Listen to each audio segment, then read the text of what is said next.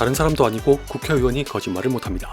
그것도 무려 사선에 도전하는 국회의원이라면 굳이 예고편을 보지 않아도 이 영화가 뭘 보여주려고 하는 건지 짐작하고도 남죠. 그게 왜 충분히 가능한 건지 생각해보면 더 말할 필요도 없이 빌어먹을 현실 때문이라는 것에 씁쓸해지지만 덕분에 정직한 후보는 전제가 되는 간단한 설정만으로도 얻을 수 있는 이점이 많습니다. 한편으로는 바로 그래서 뻔히 예상할 수 있다는 게 불리하게 작용할 수도 있으나 코미디 영화는 웃기기만 해도 절반은 먹고 들어간다는 지극히 개인적인 기준에선 그럭저럭 볼만했던 영화입니다. 두 개. 한 개. 아마 정직한 후보의 예고편을 보셨거나 줄거리를 아시는 분이라면 대번에 떠올랐던 영화가 있으실 겁니다.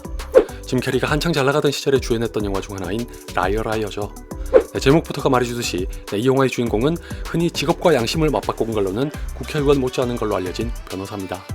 짐 캐리가 연기한 플래처도 그런 변호사지만 하루아침에 거짓말을 못하게 되면서 벌어지는 에피소드를 다뤄서 영화의 시작이자 전부에 가깝다고 할 수 있는 독특한 설정이 똑같습니다. 이 바람에 표절 시비가 생길 수도 있을 것 같은데 알고 보니 정직한 후보는 동명의 브라질 영화를 리메이크했다고 합니다. 이 말을 듣고 혹시나 해서 찾아본 바로는 원작인 브라질 영화의 감독이 한 기사에서 라이어 라이어로부터 영감을 받았다고 밝혔더군요. 고로 표절 여부를 떠나서 두 영화가 겹쳐지는 건 지극히 당연해 보입니다.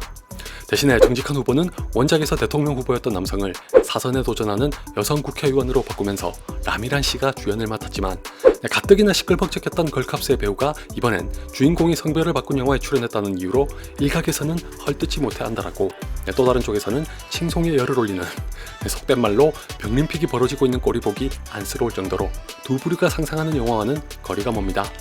장유정 감독이 한 인터뷰에서 말했던 그대로 정직한 후보는 주인공이 여자일 뿐 여성주의 영화는 아니니까 미리부터 선입견을 가지실 필요는 없습니다. 저는 이게 장점일 수도 있고 단점일 수도 있다고 생각하는데 이건 잠시 후에 좀 더 말씀드리도록 하죠. 말이 뇌에서 나와야 되잖아. 근데 장에서 그냥 막 튀어나오는 기분이야. 본론으로 들어가서 솔직하게 얘기하면 중반까지는 기대 이상으로 아주 재밌게 봤습니다.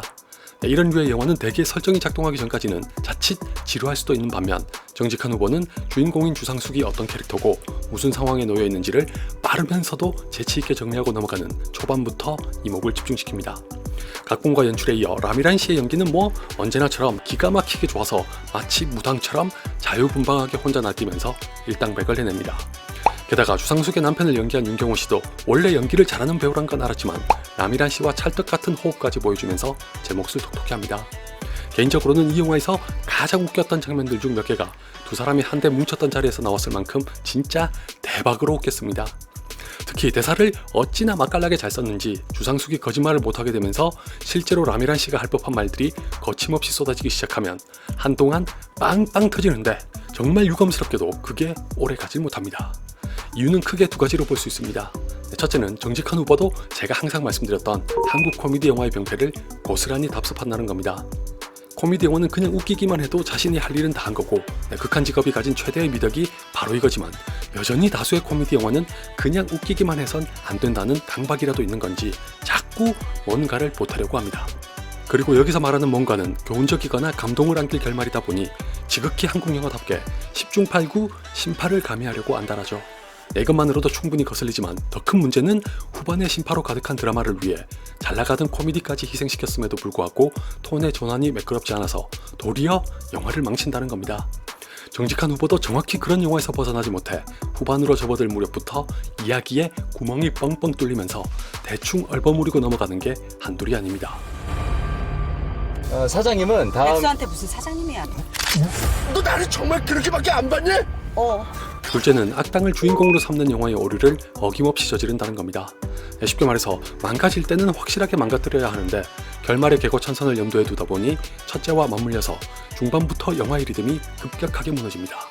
그 바람에 이 영화의 핵심은 어디까지나 거짓말 따윈 우습게 하던 국회의원이 진실만을 말하게 되면서 벌어지는 해프닝이라는 걸 망각한 채 삼천포로 빠집니다. 정직한 후보는 아들이 등장하는 시점부터 슬그머니 판을 깔기 시작하더니 아니나 다를까 예상했던 대로 흘러가고 말더군요. 웃음이 잦아들면서 심파를 중심으로 한 드라마로 갈아타려는 김새가 보이는 것도 이때부터라 영화의 나머지 절반은 무지하게 심심하고 지루했습니다. 설상가상 아들을 비롯해 이야기의 결정적인 갈등을 마련할 것 같았던 몇 개의 장치들은 좀 전에 말씀드렸던 것처럼 죄다 유야무야 건너뛰어서 아예 허무맹랑하게 느껴집니다. 참고로 제가 지적한 건 코미디 영화이기 때문에 갈등을 부각시키지 않는 방식과는 다릅니다. 여러분도 보시면 아시겠지만 편집하는 과정에서 잘하는 것처럼 보일 정도로 얼렁뚱땅 처리하는 게 다수입니다.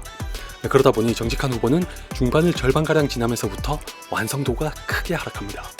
웃기는 것에만 집중했어도 지금보다는 훨씬 나았을 텐데 역시나 드라마에 욕심을 냈고 그 드라마의 설계를 위해 중반부터 핵심을 벗어난 이야기를 하느라 흥미를 잃게 만들었으며 결국은 심파가 간섭하는 데다가 심지어 심파를 불러일으키는 장치도 뻔할 대로 뻔한 거에서 질려버리고 말았습니다. 그걸 가지고 한국적인 정서에 맞추기 위한 각색이라고 하기에는 너무 아니해서 최근에 클로젯에 이어 정직한 후보까지 보고 나니 기생충이 일군 엄청난 성과에도 불구하고 자화자찬에 빠진 한국 영화가 가야 할 길은 여전히 멀게만 보입니다. 아주 난리더라. 내가 걱정이 돼서 왔어. 걱정은 뒤에서 조용히 하는 건데. 이 와중에 또 하필이면 주인공을 여성으로 바꾼 걸로도 모자라 총선을 앞둔 시점에 국회의원이 등장한 것 때문에 우려하고 계실 분들을 위해 덧붙이자면 이미 말씀드린 대로 정직한 후보는 여성주의 영화로 볼 여지가 거의 없습니다. 물론 여성이라서 겪는 에피소드가 한두 개 정도 있었던 것 같긴 하지만 여느 영화와 비교했을 때 다를 게 없는 수준이고 정치적인 관점에서 봐도 어느 한쪽을 겨냥하지 않았고 반대로 다른 한쪽을 미화하는 영화도 아닙니다. 제가 처음에 이게 장점일 수도 있고 단점일 수도 있다고 한 게 바로 그래서인데 만에 하나 있을지 모를 논란과 비판을 의식한 건지 감독이 지나치게 조심스럽다는 게 명확하게 보입니다. 대표적으로 이 영화에서 나오는 웃음은 주인공이 직업이 국회의원이라는 것보다 주변의 인간관계에서 나오는 게 더 많습니다. 소스로 삼을 만한 정치인들의 추태가 널리고 널렸으니 얼마든지 이용할 수 있으나 고작 해약 구실로만 삼으면서 정작 중요한 대목에선 모조리 피해가기만 합니다. 예컨대 주상숙의 지지율이 떨어졌다가 올라가는 과정마저 다급하게 처리하느라 이렇다 할 개연성이 없고 재미와 재치도 없어서 지루함을 더할 뿐이죠. 그런 맥락에서 저는 의외로 정직한 후보가 현실과 정치를 풍자한 영화로 보기에도 부족하다고 생각하니까 혹시 이런 걸로 거부감을 가지신 분들이라면 걱정하지 않고 보셔도 됩니다. 그렇다고 추천하는 건 아니니 오해하지 마시고요. 폭탄이다! I'ma do what I do. It's a real thing.